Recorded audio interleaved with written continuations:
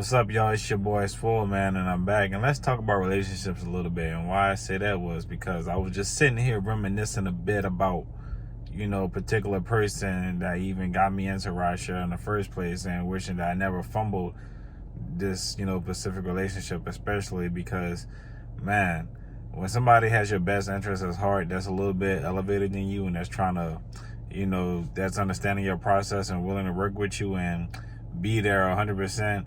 Man, you can't fumble that, man. That's hard to come around. So this was around when she's the reason why I even started COVID. Not gonna say names, not gonna name drop, but she's honestly the reason why I started rideshare. Because when I had lost that job, I met her off, dating app Tinder, and we had matched already, but we never knew we matched. So I had hit her up. I'm like, oh, we matched. Well, I didn't know I matched. You're beautiful, blah blah blah. I was. We was like basically flirting with each other, going back and forth. And sure enough, we just went ahead, exchanged numbers, and then we just went to just kicking it after that. And so COVID hit heavy, and then I lost my job. And I was with her when I was working this medical transportation job. You know what I'm saying? And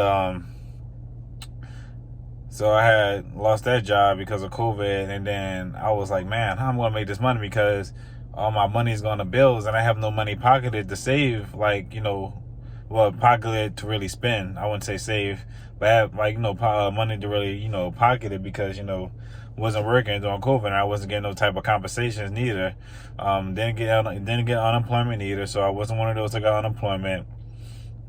So I had to do this stuff the hard way, man. So sure enough, she was like, why don't you try doing Uber Eats or Postmates or something like that? I was like, what's that? I was curious about that. And then I started doing that.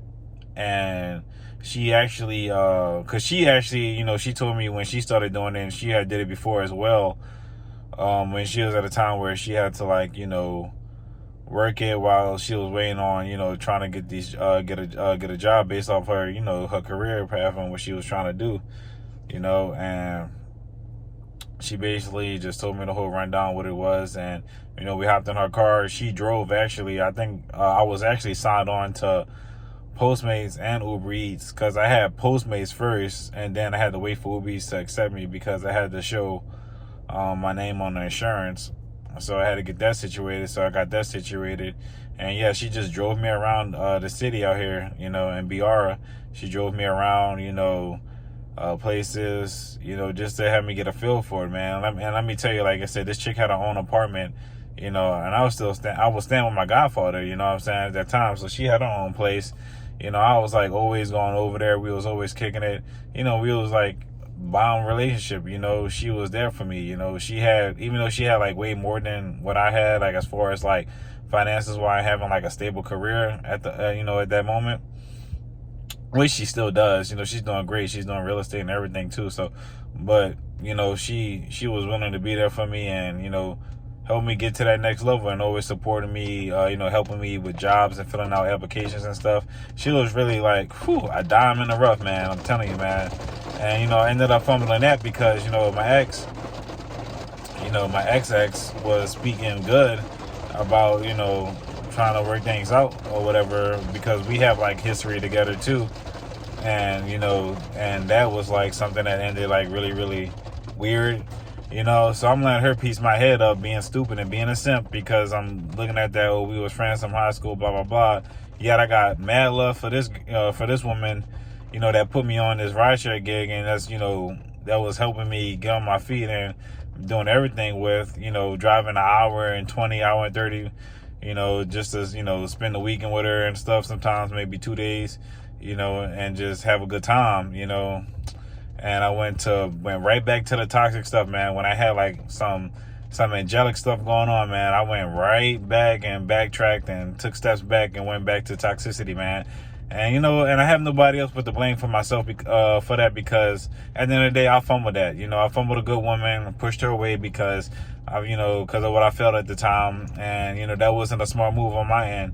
You know what I'm saying? And, I hurt her feelings by doing that, and I feel really bad that I did, and probably to this day, I will honestly still be with her, and I probably wouldn't be doing rideshare this much that I am doing now. I probably would, I'd probably be on my A game even harder. you know. So guys, man, I know some of y'all can relate. Even I know even some of y'all women who felt like y'all, you know, could have had a good guy and y'all probably fumbled the bag with that guy, you know. And I know a lot of us can relate to situations like this, that we had that one relationship, man, that we wish that we could turn back the clock and try to fix, try to put some band-aids somewhere, make it happen, you know, do things differently, you know. So that's all. That's the video, guys. I just want to give you guys a little quick story of, you know, who actually put me on a rideshare gig, and that same person I was involved with at the time who did it, you know, put me on. You know, man, wish I never fumbled that. But let me know, man, if you guys have anything you guys want to ask, or if you guys have any fumble relationships or anything, let me hear what you guys got in the comments and your, you know, little stories on, you know, fumble relationship. But that's all I got. Your boy Swole is out. Peace.